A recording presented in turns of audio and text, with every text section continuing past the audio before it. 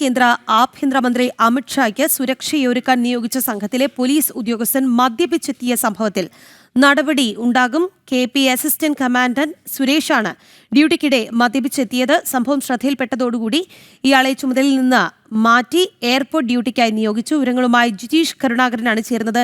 ജിജീഷ്, വളരെ ഗുരുതരമായ സംഭവമാണ്. കേന്ദ്ര ആഭ്യന്തരമന്ത്രി ഇവിടെ എത്തുമ്പോൾ മദ്യപിച്ച് ലക്കുകെട്ട ഒരു ഉദ്യോഗസ്ഥൻ എത്തുന്നു. എന്താണ് വിവരങ്ങൾ?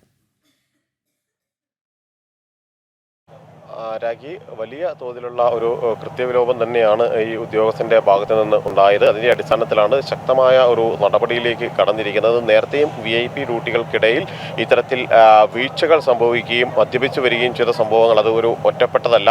കഴിഞ്ഞ തവണയും ഇത്തരത്തിൽ VIP സുരക്ഷാ ഡ്യൂട്ടിക്കിടയിൽ സമാനമായ ഒരു സംഭവം ഉണ്ടായിരുന്നു. അതുതന്നെയാണ് ഇപ്പോൾ ആവർത്തിച്ചിരിക്കുന്നത്. KP അസിസ്റ്റന്റ് കമാൻഡ് സുരേഷാണ് മദ്യപിച്ചെത്തിയതായി കണ്ടെത്തിയത്. സംശയം തോന്നി പരിശോധിക്കുകയായിരുന്നു.